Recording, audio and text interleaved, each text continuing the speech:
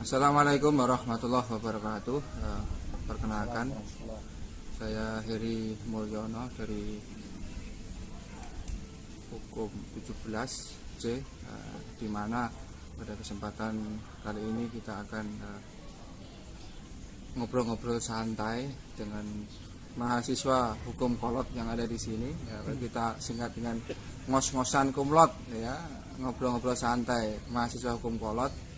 Di mana pada kesempatan kali ini ada Kang Ijromi, terus ada juga dengan Kang Arif. Nah, kita pada kesempatan kali ini akan membahas tentang perlindungan konsumen, di mana pada masa sekarang, di mana kita ketahui bersama bahwa ini di dunia itu sedang dilanda wabah COVID-19 yang akhirnya mengubah masyarakat ataupun pola belanja masyarakat dari konvensional, artinya datang langsung ke tempat perbelanjaan, misalkan supermarket, mall dan lain-lain. Ini sekarang masyarakat bergeser ataupun merubah metode belanjanya masyarakat, yaitu dari konvensional tadi ke belanja online. Nah, terhadap aspek-aspek perlindungan konsumen apa saja yang ada di belanja tersebut, nanti akan kita bahas apa masalah-masalahnya. Nah, kebetulan kali ini dialami oleh kawan kita sendiri, Kang Ijromi, ya, nanti akan menjelaskan kronologinya. Kebetulan belum lama ini pernah melakukan belanja online melalui situs online, ya, ternyata tidak sesuai yang diharapkan. Nah, terima kasih Pak Heri. Memang benar, saya beberapa bulan yang lalu saya membeli suatu produk di online dan memang saya sedang butuh produk tersebut, dan kebetulan di suatu medsos ada iklan seperti produk yang saya inginkan. Lalu saya coba pesan dan saya membelinya. Beberapa saat kemudian, ada seminggu lah, barang itu datang. Dan ternyata yang saya dapatkan, produk itu tidak sesuai dengan apa yang diiklankannya. Jadi saya merasa kecewa sebagai konsumen, sebagai pembeli kepada yang penjual itu. Saya coba menghubunginya tapi tidak bisa dihubungi, dan saya selalu itu tidak pernah dibalas. Nah, saya ingin tahu apakah ada sanksi sebagai si penjual itu karena udah mengecewakan konsumen seperti saya. Nah, saya akan coba bertanya kepada Pak Arif untuk lebih bisa menjelaskannya lah tentang masalah hukum perlindungan konsumen tersebut. Terima kasih. Nah, demikian ya kronologi jadi yang dialami oleh Kang Ijromi, beli online ternyata tidak sesuai dengan spesifikasi atau berbeda dengan iklan yang ada, gitu loh. Nah, untuk mempersingkat waktu, kita lihat dari aspek hukumnya seperti apa. Kita akan menanyakan kepada Kang Arif Wicaksono, di mana kebetulan Kang Arif ini sedang menempuh kuliah Fakultas Hukum saat ini semester 6, di mana salah satu mata kuliah itu ada hukum perlindungan konsumen.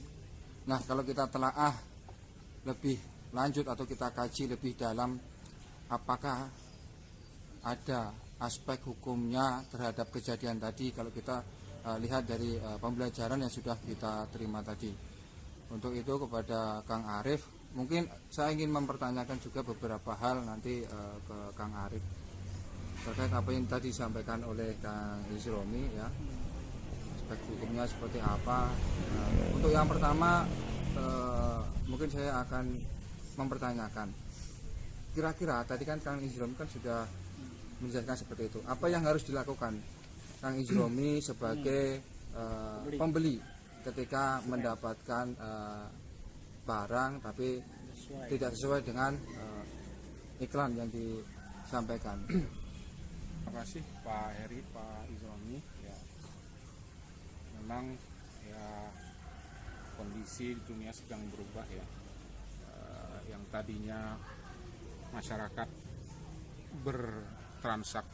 transaksi itu melalui datang langsung, akhirnya sekarang dengan adanya perubahan dikarenakan wabah ini ada tren baru ya, berupa belanja melalui online. Dan memang tadi yang sudah dipaparkan oleh Pak Izromi tentang kejadian yang menimpa beliau itu masuk dalam kategori hukum perlindungan konsumen gitu ya. Hukum perlindungan konsumen, dan ada juga tentang transaksi elektronik lah ya, informasi elektronik. Nah, sebelum saya menjawab tadi apa yang disampaikan oleh pertanyaan dari Pak Heri mengenai apa yang harus kita lakukan ya, dahulu akan istilahnya menyampaikan dulu tentang secara gambaran umum lah ya tentang hukum perlindungan konsumen sebelum nanti saya jawab pertanyaan yang tadi, bahwa negara ini sudah memikirkan ya sebenarnya tentang perlindungan terhadap konsumen. Hukum perlindungan konsumen itu kalau di Indonesia latar belakangnya itu sudah dimulai pada tahun 1970-an ya, di mana dulu ada beberapa orang yang tergabung dalam sebuah komunitas yang membentuk sebuah yayasan lembaga konsumen ya, yang terus aktif menyuarakan untuk bagaimana supaya Indonesia itu memiliki undang-undang tentang perlindungan konsumen. Tujuannya adalah tadi seperti mengantisipasi apa yang kemudian dialami oleh Pak Izromi dan juga mungkin masyarakat yang lain yang mengalami hal yang sama. Akan tetapi memang itu baru terlaksana di tahun 99 ya, waktu era reformasi, dikarenakan memang hukum perlindungan konsumen itu terjadi pertentangan paradigma waktu zaman Orde Baru ya, di mana Orde Baru itu dulu sedang giat-giatnya mengkampanyekan tentang produk dalam negeri yang dalam tanda kutip ya sedikit mengesampingkan tentang hak perlindungan konsumen, terutama mengenai masalah kualitas. Saya tidak sedang berbicara untuk mendiskreditkan produk dalam negeri, tidak, tetapi memang lahirnya undang-undang ini justru akan memacu pada produsen-produsen baik itu barang dan jasa di dalam negeri untuk bagaimana caranya supaya membuat produk barang dan jasa itu sesuai dengan kualitas yang bagus, sesuai dengan apa yang kemudian disyaratkan oleh ketentuan peraturan perundang-undangan. Jadi itu gambaran umum mengenai perlindungan konsumen. Jadi hal-hal yang tadi dialami oleh Pak Izromi itu sebenarnya masuk dalam hukum perlindungan konsumen. Nah, saya ingin mulai dulu kemudian dengan hukum perlindungan konsumen itu kan di Undang-Undang nomor 8 tahun 99 ya kalau tidak salah. Ya, nomor 8 tahun 99 tentang Undang-Undang Perlindungan Konsumen. Di situ disebutkan definisi konsumen adalah setiap orang pemakai barang dan atau jasa yang tersedia di dalam masyarakat, baik kepentingan pribadi, keluarga, orang lain maupun makhluk hidup dan seterusnya. Jadi ruang lingkup perlindungan konsumen di sini bukan hanya sekedar barang, tetapi juga jasa ya. Bukan hanya sekedar transaksi jual beli barang, tetapi juga jasa itu termasuk dalam kategori perlindungan konsumen. Dan yang dilindungi oleh Undang-Undang Konsumen ini bukan hanya konsumen saja sebenarnya, karena di dalam Undang-Undang nomor 8 tahun 99 ini juga memuat tentang perlindungan terhadap pelaku usaha ataupun produsen. Pelaku usaha maupun produsen, di situ antara konsumen dan juga pelaku usaha itu masing-masing ada hak dan kewajiban yang tertera di dalam Undang-Undang nomor 8 tahun 99. Itu gambaran secara umumnya. Jadi itu kemudian masuk kepada pertanyaan ya tentang apa yang kemudian tadi disampaikan oleh Pak Izromi maupun Pak Heri. Sebelum agar kita tidak menjadi korban ataupun korban penipuan ya, penipuan ataupun korban transaksi ataupun jual beli ataupun barang atau jasa ya, terlebih dahulu sebenarnya kita harus memahami hak dan juga kewajiban kita sebagai konsumen ya, kalau kita konsumen. Jadi pahami dulu sebelum kita membeli sesuatu ataupun memutuskan untuk menggunakan jasa sesuatu, pahami dulu antara hak dan kewajiban. Kalau di dalam Undang-Undang nomor 8 tahun 99 itu tentang Undang-Undang Perlindungan Konsumen, ya, hak dan kewajiban konsumen itu antara lain hak atas kenyamanan, kemudian keamanan, keselamatan dalam mengonsumsi barang, hak untuk memilih barang serta mendapatkan barang dan jasa yang sesuai dengan nilai tukar dan kondisi yang dijanjikan. Ini konteksnya apa yang tadi disampaikan oleh Pak Izromi, beli barang tapi tidak sesuai dengan apa yang diperjanjikan atau spesifikasi yang sudah diiklankan gitu ya. Iklannya bagus tapi ternyata yang datang tidak sesuai dengan spesifikasinya. Hak atas informasi yang benar dan jelas, jujur mengenai kondisi jaminan barang dan atau jasa. Kemudian hak untuk didengar pendapat dan keluhannya atas barang dan jasa yang digunakan, hak untuk mendapatkan advokasi perlindungan dan upaya perlindungan sengketa perlindungan konsumen secara patut, kemudian hak mendapatkan pembinaan dan pendidikan konsumen, dan hak untuk diperlakukan dan atau dilayani secara benar, jujur serta tidak diskriminatif, hak untuk mendapatkan kompensasi atau ganti rugi penggantian apabila barang dan atau jasa yang diterima tidak sesuai dengan yang diperjanjikan atau tidak sebagaimana mestinya. Kemudian yang kesembilan adalah hak-hak yang diatur dalam ketentuan perundang-undang lainnya. Ya.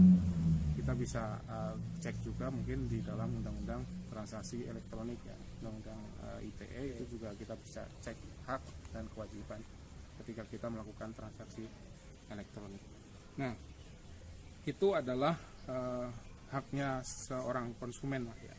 Jadi ketika kita memahami haknya kita seperti itu ya, maka sudah pasti dapat dikatakan bahwa apa yang menimpa Pak Izromi tadi tentang barang yang datang ternyata tidak sesuai dengan spek, maka itu adalah ada hak yang dilanggar, hak konsumen yang dilanggar. Nah, untuk bagaimana caranya untuk bisa kemudian memproses ketidaksesuaian ataupun tadi bilang bahwa sudah dikecewakan gitu ya. Tadi sudah melakukan upaya untuk menghubungi penyedia barang ataupun jasanya itu, tapi tidak ada respon gitu ya Pak ya. Jawaban. Ya, sebenarnya ada banyak yang kemudian bisa kita tempuh apabila kita mengalami hal yang sedemikian gitu. Salah satunya pertama ya tadi menghubungi orang penyedia barang atau jasanya itu.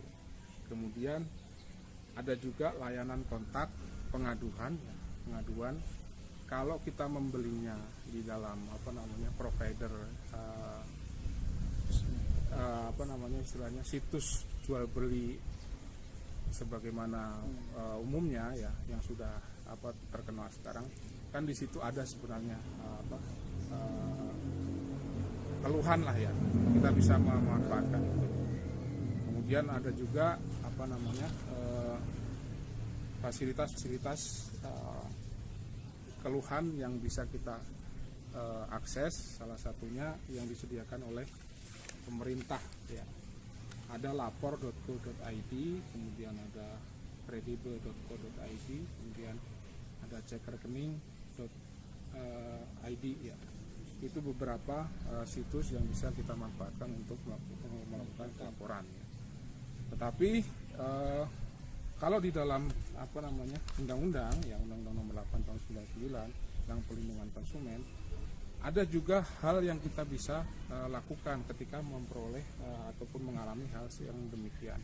Kita bisa melakukan upaya untuk melakukan ataupun mengadukan hal tersebut kepada Badan Penyelesaian Sengketa Konsumen atau BPSK ya. Di Karawang sudah ada, karena memang perintah undang-undang itu BPSK itu juga harus didirikan ataupun diadakan di daerah-daerah juga, karena konsumen itu bukan hanya terpusat di kota ya, di ibu kota Republik Indonesia aja, tetapi juga keseluruhan wilayah Republik Indonesia ini juga banyak sekali konsumen ya. Maka di Karawang pun juga sebenarnya sudah ada Pak Izromi BPSK. Dan kalau kita bicara Undang-Undang Nomor 8 Tahun 99 tentang penyelesaian sengketa konsumen, ya memang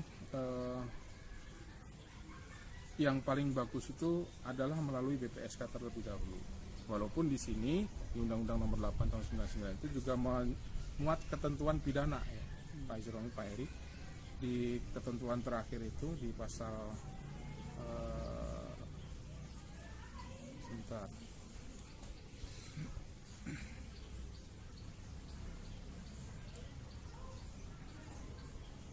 setelah penyelesaian sengketa itu ya, kemudian ada yang terakhir itu adalah tentang ada sanksi administratif, ada sanksi pidana ya. Ada ketentuan pidananya juga di Undang-Undang Nomor 8 Tahun 99, termasuk dalam hal pelaku usaha melanggar ketentuan sebagaimana dimaksud pada pasal 8, 9, 10 ya. Kalau tadi yang saya sebut itu kan pengusaha dilarang tadi ya mengampanyekan ataupun mengiklankan sesuatu yang tidak sebenarnya, itu termasuk hal yang melanggar ketentuan pidana. Tetapi sekali lagi karena sifatnya ultimum remedium, artinya sanksi pidana itu adalah merupakan upaya, kalau bisa upaya terakhir lah ya, upaya terakhir untuk bagaimana caranya menyelesaikan sengketa. Kalau ya, Pak Isromi bisa tadi yang pertama lapor kepada provider, kemudian lapor kepada situs-situs yang penyedia aduan, layanan aduan itu, kemudian selanjutnya Pak Isromi bisa melaporkan atau mengadukan hal tersebut kepada BPSK. Nanti BPSK akan menelusuri. Kalau mungkin kalau dihubungi sama Pak Isromi nggak bakalan orang itu nggak bakalan bisa dihubungi, nggak bakalan bisa mungkin respon lah, nggak respon. Tapi kalau yang menghubungi adalah lembaga negara yang memang punya tupoksi untuk menyelidiki ataupun menyelesaikan masalah itu, maka ketika tidak merespon dia akan ada konsekuensi hukum yang harus dia jadi diblok gitu ya, bisa jadi ya. Baik, tadi penjelasan dari Kang Arif ya mengenai apa sih yang harus dilakukan oleh Kang Isromi yang mengalami bisa dikatakan korban dari jual beli online di mana tidak sesuai dengan spesifikasi ataupun tidak sesuai dengan iklan. Tadi sudah dijelaskan oleh panjang lebar oleh Kang Arif. Nah, tadi kan terkait apa yang harus dilakukan Kang Isromi. Nah, selanjutnya setelah Kang Isromi mungkin atau melaporkan nanti ke lembaga-lembaga yang terkait, kira-kira ini sanksi sendiri bagi penjual yang melakukan hal tersebut, misalkan menjual tidak sesuai dengan spesifikasi yang diiklankan, itu seperti apa, Kang Arif? Kalau di sanksi terhadap pelaku usaha ataupun produsen penyedia barang ataupun jasa yang tidak memenuhi hak konsumen sebagaimana mestinya. Kalau di dalam Undang-Undang Nomor 8 Tahun 99 itu kita mengenal ada sanksi, ada tanggung jawab. Ya. Kalau di tanggung jawab pelaku usaha itu ada di dalam ketentuan bab 6 ya, pasal 19 sampai pasal 28 lah ya. Salah satu diantaranya adalah pelaku usaha bertanggung jawab memberikan ganti rugi atas kerusakan, pencemaran, dan atau kerugian konsumen akibat mengkonsumsi barang dan atau jasa yang dihasilkan atau diperdagangkan. Kemudian ganti rugi sebagaimana dimaksud dalam pasal 1 berupa pengembalian uang atau penggantian barang dan atau jasa sejenisnya yang setara nilainya. Kemudian itu adalah salah satu tanggung jawab ya, banyak lagi yang tertulis di sini ya. Tanggung jawab pelaku usaha intinya adalah pelaku usaha ataupun produsen itu harus bertanggung jawab apabila produk ataupun jasa yang kemudian dia dia perdagangkan ataupun kemudian dia berikan kepada konsumen itu ternyata memberikan dampak kerugian kepada pengusaha terhadap konsumen ya. Nah, itu adalah tanggung jawab. Kemudian kalau sanksi, ya, sanksinya ada dua sebenarnya. Kalau kemudian kita lihat menurut Undang-Undang Nomor 8 Tahun 99. Yang pertama ada sanksi administratif, ya. Yang kedua ada sanksi pidana. Sebagaimana yang sebenarnya di depan tadi sudah singkat sisinya sedikit. Ini saya bacakan bab 8 tentang sanksi. Bagian pertama sanksi administratif. Pasal 60. Ya. Badan Penyelesaian Sengketa Konsumen berwenang menjatuhkan sanksi administratif terhadap pelaku usaha yang melanggar pasal 19 ayat 2 ayat 3, pasal 20, pasal 25, pasal 26. Kemudian ayat 2-nya sanksi administratif berupa penetapan ganti rugi paling banyak 200 juta rupiah. Kemudian kalau sanksi pidana ya itu ada di bagian kedua di bab 8 pasal 61. Pelaku usaha yang melanggar ketentuan sebagaimana dimaksud pada pasal 8, 9, 10, 13 ayat 2, pasal 15, pasal 17 ayat 1 huruf A, B, C dan seterusnya ya, termasuk pasal 18 yang tadi konteksnya Pak Izromi itu adalah pasal 10 ya Pak. Kalau tidak salah pasal 10 yang pengusaha memberikan barang yang tidak sesuai dengan spek gitu ya. Itu dapat dipidana dengan pidana penjara paling lama 5 tahun dan atau denda paling banyak 2 miliar rupiah. Pelaku usaha yang melanggar ketentuan sebagaimana dimaksud pada pasal 11 ini ayat 2-nya ya. Ini ganti lagi pasal 11, 12, 13 ayat 1, 14, 16, 17 ayat 1 huruf D, huruf F dipidana penjara paling lama 2 tahun dan pidana denda dan atau pidana denda paling banyak 500 juta rupiah. Nah itu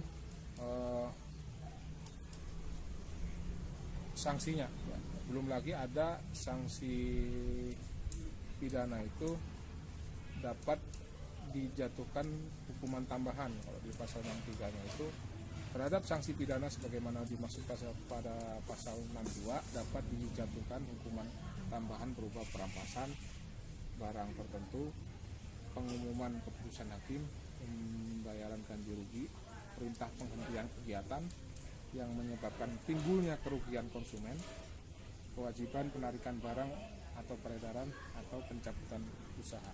Ya, itu ada tambahan sanksinya. Ya. Itu sanksi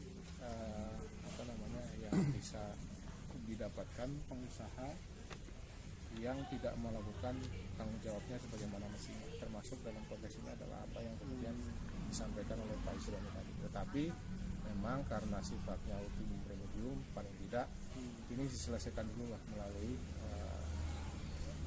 musyawarah mufakat ya, melalui BPSK sebelum kita membuat laporan pidana. Nah, oke, tadi saya sampaikan memang tadi sanksi-sanksi tanggung jawab sudah disampaikan oleh Kang Arga. Nah permasalahannya walaupun memang undang-undang kita sudah dibuat, sanksinya sudah dicantumkan di dalam undang-undang, akan tetapi kalau kita lihat casing terhadap perlindungan konsumen, perlindungan konsumen itu saya pernah baca di CNBC ataupun lihat di berita CNBC dari tahun ke tahun itu trennya itu tetap naik gitu Bang Arif. Trennya itu tiap tahun itu naik. Nah, memang hal tersebut banyak faktornya ya, banyak faktornya. Mungkin masyarakat yang semakin melek hukum, artinya itu sadar bahwa hak dia sebagai konsumen harus dilindungi, itu juga ada. Tapi di sisi lain, pemerintah kan juga punya andil gitu loh. Selama ini aturan yang sudah dibuat, undang-undang, bahkan turunan-turunannya itu sudah dibuat, tapi kasus per kasus tiap tahun itu naik. Nah, kira-kira apa nih yang harus dilakukan pemerintah ini untuk menegakkan aturan yang sudah dibuat tersebut agar trennya itu tidak meningkat terus, kalau bisa malah turun gitu loh. Ya. Gimana Kang Arif? Kalau seperti itu kan lama-kelamaan konsumen tidak percaya lagi ya. Iya, Menurunkan kepercayaan terhadap bisnis online ya. Bukan hanya bisnis online lah ya, kalau kita bicara tentang perlindungan konsumen ya tentunya segala macam tadi, karena ruang lingkupnya adalah barang dan atau jasa. Kalau bicara tentang peran yang bisa diambil oleh pemerintah, sebenarnya kan pemerintah ini kan regulator lah ya. Regulator artinya yang membuat peraturan ya mengatur yang salah satunya adalah tentang lahirnya Undang-Undang Nomor 8 Tahun 99 itu yang mengatur tentang perlindungan konsumen. Nah, di dalam pasal 30 sebenarnya ada Undang-Undang Nomor 8 Tahun 99 yaitu bab tentang pengawasan. Jadi memang kalau kita bicara hukum secara umum di Indonesia memang ada satu kelemahan dari segi penegakan hukum lah ya, pengawasan penegakan hukumnya, dan itu menjadi salah satu hal yang paling elementer ataupun yang paling mendasar, termasuk juga dalam masalah perlindungan konsumen. Itu juga mungkin yang menyebabkan kasus itu kasus pelanggaran hak terhadap konsumen itu masih tetap terjadi ya, dari tahun ke tahun, karena lemahnya pengawasan dan juga penegakan hukumnya. Nah, kalau di dalam Undang-Undang Nomor 8 Tahun 99 itu tanggung jawab pemerintah untuk melakukan pengawasan. Tetapi ada juga di sini disebutkan bahwa pengawasan yang diselenggarakan oleh semacam lembaga swadaya masyarakat ataupun NGO lah ya, non-government organization, organisasi non pemerintah. Jadi di situ juga diakomodir. Makanya tidak heran bahwa di daerah-daerah sekarang banyak bermunculan tentang lembaga-lembaga tentang perlindungan konsumen ya, YLKI gitu ya. Semacam YLKI yang menjadi prototipe pertama sehingga lahirnya undang-undang perlindungan konsumen. Juga di daerah-daerah juga sekarang banyak kemudian lembaga-lembaga seperti ini, dan kita sendiri juga punya peran sebenarnya, peran dari mahasiswa Fakultas Hukum ya untuk melakukan penyuluhan ya. Kalau saya sih sebenarnya kalau kondisinya memungkinkan itu ya, tidak ada wabah seperti ini, saya sih sebenarnya ingin sebenarnya mahasiswa itu kemudian diberdayakan untuk melakukan proses-proses penyuluhan kepada masyarakat tentang perlindungan konsumen, terutama tentang hak dan kewajibannya. Jadi bukan hanya membicarakan tentang haknya aja, tetapi juga kewajibannya juga kita harus sampaikan juga, karena di dalam undang-undang konsumen tadi, perlindungan konsumen tadi saya sudah sebutkan bahwa ruang lingkupnya itu perlindungannya bukan hanya untuk konsumen saja, tetapi juga untuk para pelaku usaha. Termasuk di dalamnya adalah hak pengusaha. Pelaku usaha itu adalah malah memperoleh perlindungan hukum terhadap perilaku konsumen yang tidak mempunyai etikat baik. Kan banyak juga sebenarnya konsumen-konsumen yang kemudian berperilaku tidak baik ya. Nah, memang triggernya adalah di pemerintah, harus melakukan pengawasan yang lebih ketat dan juga melakukan penegakan hukum yang secara lebih efektif lagi mengenai tentang pelanggaran konsumen. Tapi jangan lupa kita juga punya peran sebenarnya. Itu Pak Eri. Oke. Jadi tadi sudah disampaikan ya kawan-kawan, peran dari pemerintah namanya ya regulator, itu kan mengatur kan. Ya mudah-mudahan ini dengan adanya mungkin belum efektifnya di tingkat pengawasan nih kalau saya lihat sih, di tingkat pengawasan, terus tadi juga sosialisasi terhadap yang disampaikan oleh Kang Arif tadi, sosialisasi hak-hak konsumen itu apa saja, itu kan sama ini kan jarang sekali kita lihat itu di masyarakat, misalkan di iklan-iklan layanan masyarakat, ada di televisi, kemudian dicetak, online dan lain-lain itu harus memang ini sering digaungkan gitu kan. Jadi harapan kita kan kepuasan pelanggan, istilahnya customer satisfaction itu biasanya di perusahaan-perusahaan besar kan sangat mengutamakan itu tuh. Kepercayaan ya namanya customer satisfaction itu tadi. Nah, hingga ujung akhirnya kan nanti kan sehingga pelanggaran-pelanggaran yang tadi disampaikan contoh kasus oleh Kang Yusrumi tadi tidak terjadi. Nah, kira-kira ini apa yang harus dilakukan untuk mencegah agar itu tidak terulang, Kang Arif? Ya. Nah, entah itu tadi kan satu contoh, misalkan Kang Yusrumi barang datang tapi tidak sesuai spesifikasi. Tapi ada juga misalkan sudah bayar, udah barang malah tidak datang, ataupun bedanya sama apa jauh sama sekali, gitu. Yang dipesan A, yang datang B, kayak gitu. Tujuannya kan kita dari mengkaji hal-hal yang tadi disampaikan di depan. Harapan kita kan seperti itu. Ke depan itu tidak ada kasus-kasus ini terjadi ataupun terulang. Kira-kira ini apa yang harus dilakukan, baik dari sisi kita sebagai masyarakat, konsumen, ataupun dari pemerintahnya sendiri sebagai regulator, ataupun dari pengusaha sendiri sebagai penyedia barang dan jasa tersebut. Gimana, Kang Arif? Yang pertama dari kita sendiri ya, tadi saya sudah sampaikan bahwa kita harus kenali dulu hak dan kewajiban kita selaku konsumen, sehingga apabila ada sesuatu hal yang kemudian mengakibatkan kerugian, kita itu sadar bahwa kita sedang dirugikan oleh transaksi ataupun barang ataupun jasa yang kemudian kita beli ataupun kita gunakan. Itu dulu kita kenali dulu dan kewajiban. Kemudian kalau kita bicara tentang tadi kasusnya kalau supaya tidak terulang lagi ya, ini sebenarnya sangat teknis gitu ya. Terutama ini kan terjadi pada transaksi yang bersifat elektronik lah ya, internet. Yang paling banyak terjadi itu, walaupun transaksi secara konvensional juga masih ada terjadi peristiwa seperti itu. Kalau kemudian kita bicara tentang transaksi elektronik ataupun melalui internet ya, kita sebagai konsumen harus selektif gitu. Harus selektif dalam hal memilih ataupun melakukan transaksi, Pak Yusrumi dan Pak Heri ya. Salah satu yang paling bisa kita lakukan adalah kita ketika transaksi melalui terutama melalui elektronik lah ya, kita pilih provider ataupun portal jual beli yang memang sudah resmi, sudah ada izin, kemudian di situ juga membuka layanan online ya, membuka layanan ganti rugi apabila kemudian ada sesuatu hal yang tidak tidak sesuai dengan apa yang kemudian sudah diperjanjikan ya. Itu harus kita selektif seperti itu supaya memang kita tidak kemudian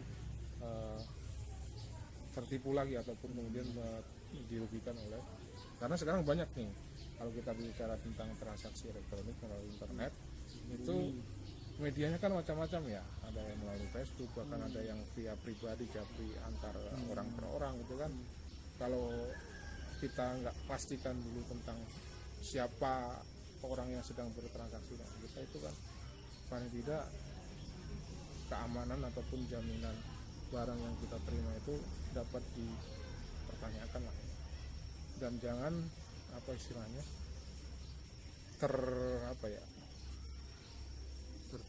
terprovokasi dengan iklan yang bagus gitu. Lebih baik tertipu ya, iklannya. Lebih baik cek dulu penyedia barangnya itu siapa, kemudian kalau penyedia portal layanan jual belinya itu siapa, harus dipastikan terlebih dahulu. Kemudian kalau pemerintah ya tentunya pemerintah melakukan pengawasan lah ya, sebagaimana yang tadi sudah sampaikan bahwa dengan adanya situasi seperti ini dan mungkin juga ke depan nanti justru akan kebalikan lah ya. Transaksi melalui internet itu akan lebih banyak ya, karena memang salah satu ciri dari transformasi ke era 4.0 itu adalah melalui transaksi yang secara internet itu lebih banyak daripada transaksi yang secara konvensional itu. Maka segala perangkat hukum yang masih mengandung kelemahan itu juga harus diperbaiki.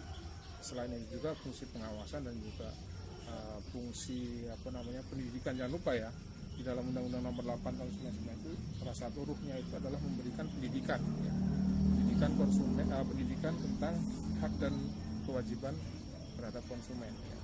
Itu juga harus kemudian kita galakkan. Secara umum seperti itu. Mungkin Pak Heri punya tips sekali belanja online. Kalau Pak Heri kan suka sering beli apa-apa melalui online, ya. Ada pengawasan mana provider yang kemudian terpercaya dan seterusnya. Kira-kira punya tips yang secara teknis itu bisa membantu rekan-rekan kita yang lain supaya tidak terjadi hal yang dialami oleh Pak Hidromi. Oke, kalau dari saya menambahkan aja Kang Arif, Kang Isromi. Kalau sebenarnya kalau belanja online itu bukan hanya 2-3 tahun terakhir aja. Kebetulan saya dari dulu tuh senang online ya, dari 2008 kalau nggak salah sudah masuk ke dunia digital. Waktu itu belum ada Tokopedia, Bukalapak, Shopee dan lain-lain. itu ada namanya portal juga, komunitas besar gitu kan.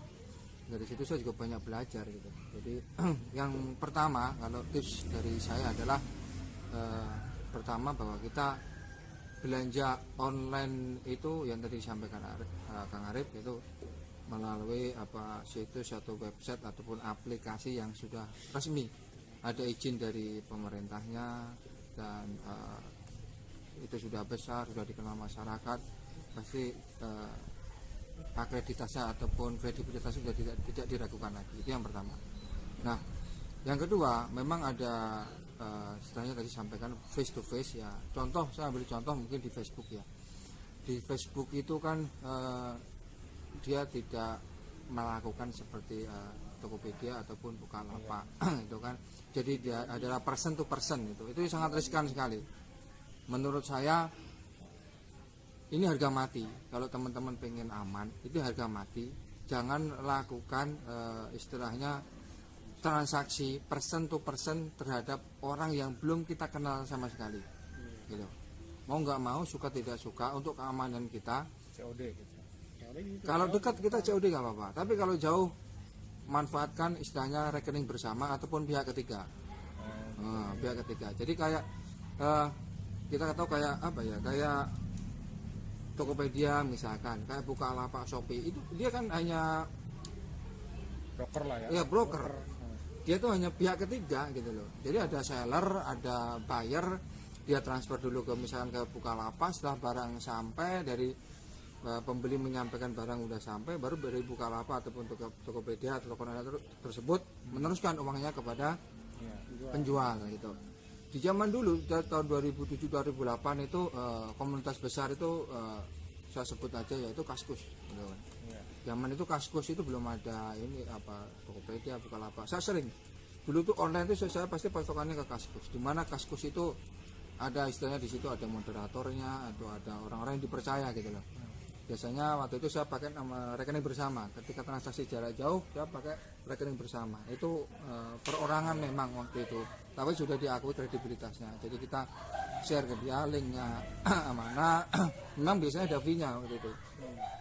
Transaksi sekian sampai sekian, fee-nya 5.000 atau 3.000 ini. Nah kalau sekarang kan yaitu penyedia jasa itu sebenarnya kayak marketplace itu sebenarnya pihak ketiga gitu kan. Nah itu tadi beberapa tips. Yang pertama harus percayakan itu ke marketplace yang besar, itu sudah terakreditas gitu kan. Yang kedua, kalau kita belum kenal, jangan lakukan transaksi itu kita bayar duluan ataupun itu kan sangat riskan sekali, kita belum kenal. Kecuali ya tadi misalkan kalau di Facebook itu dekat ya laksanakan aja COD gitu loh, cash on delivery. Jadi kita ketemu di suatu tempat, kita cek barangnya sesuai, setelah itu kita bayar ke yang bersangkutan itu. Terus yang selanjutnya adalah walaupun di marketplace juga sekarang banyak sekali modus-modus penipuan. Salah satunya adalah permainan di harga. Jadi kawan-kawan juga jangan tergiur nih sama harga yang murah gitu loh. Misalkan ada jual handphone yang kapasitasnya atau memorinya gede, murah, harganya cuma 1.500.000 kondisi baru. Nah itu riskan sekali itu ya. Jadi jangan percaya. Harga tidak wajar itu jadi patokan juga teman-teman. Jadi Itu beberapa tips yang ingin saya sampaikan karena saya sendiri sudah mengalami beberapa kasus, dan alhamdulillah sempat waktu itu kalau saya pribadi pengalaman di Facebook juga sih gitu. Tapi saya bukan menyalahkan Facebooknya, kan Facebook hanya media saja. Ini orang sudah, saya waktu itu sudah mau transfer, sudah ke ATM, sudah mau transfer, kok ya kebenaran ATM-nya error gitu loh, nggak bisa diproses. Tapi begitu selesai dari ATM mau ini, saya pikir-pikir lagi, saya lihat itu ternyata penipuan. Ya, alhamdulillah masih diselamatkan gitu kan. Tapi ketipu pernah? Hah? Ketipu pernah? Kalau ketipu sih alhamdulillah belum pernah. Nah, kalau memang datang tidak sesuai spesifikasi ya pernah. Tidak sesuai, barang itu datang tidak sesuai spesifikasi, tapi ya tidak apa. Contoh misalkan barangnya sama, saya pesan warna merah, datang warna biru, tapi tidak mengurangi daripada fungsinya, it's okay lah gitu kan. Kadang ada beberapa toleransi yang kita maklumi gitu loh. Kalau Pak Isromi tadi yang nggak sesuai itu fungsinya nggak bisa. Fungsinya nggak sesuai. Jadi kalau itu istilahnya yang diiklankan itu lengkap gitu. Itu cuma ada 2 fungsi, di situ diiklankan ada 6 fungsi, cuma ada 2 fungsi dah. Jadi tidak sesuai lah. Jadi itu kawan-kawan ya, terkait transaksi online memang sekarang lagi marak. Saya yakin lah hampir semua orang, khususnya di kalau kaum milenial sekarang ini kan transaksi online itu sangat diminati. Ketika kita mencari barang sesuatu, daripada tanya ke toko sana toko sini, mending buka internet. Di era dunia digital memang seperti itu. Jadi hati-hati kepada kawan-kawan yang melaksanakan transaksi secara digital, baik itu melalui marketplace maupun situs-situs online yang lain, harus hati-hati juga itu. Terakhir yang saya sampaikan mungkin beberapa kali tips juga sebelum kita membeli barang tersebut, tadi saya lupa teringat ya, itu lihat dulu rating penjualnya juga, walaupun di situs online marketplace resmi ya, kita lihat dulu rating penjualnya gitu kan, biasanya ada tanda bintangnya gitu. Terus dari testimoni yang sudah membeli itu gimana, testimoni yang sudah membeli itu orang-orang sebelumnya apakah kena tipu atau barang tidak sesuai spesifikasi atau barang rusak dan segala macam itu. Rating testimoni saya rasa itu patokannya lah ya. Jadi pengalaman itu yang saya lihat gitu kan. Oke, itu ya tadi Pak Arif, Pak Isromi, tips dari saya, mudah-mudahan ini manfaat buat kawan-kawan yang lain juga, dan mudah-mudahan juga ngobrol-ngobrol santai mahasiswa hukum kolot ini atau ngos-ngosan kumlot ini bermanfaat buat teman-teman lain, walaupun santai ini ya santai, manfaat buat yang lain. Mudah-mudahan ini ke depan juga inilah menjadikan konsen salah satu mungkin mahasiswa OBP untuk menggali lebih dalam lagi terkait hukum perlindungan konsumen. Tadi sempat saya singgung karena memang tingkat aduan kasus itu dari tahun ke tahun itu selalu meningkat. Bagaimana peran kita sebagai mahasiswa dituntut di situ agar ilmu yang kita dapatkan itu bermanfaat bagi masyarakat, sehingga apa yang dicita-citakan oleh founding father kita, pendiri bangsa, dibuat aturan ini itu segala macam itu sesuai dengan cita-cita yang diharapkan. Oke, terima kasih Kang Arif ya, Kang Isromi atas waktunya. Terima kasih Pak Arif sudah bisa menjelaskan lah apa proses hukumnya bila terjadi seperti itu. Terima kasih, sekian dari kami, kurang lebihnya mohon maaf dan semoga bermanfaat. Sekian, wassalamualaikum warahmatullahi wabarakatuh.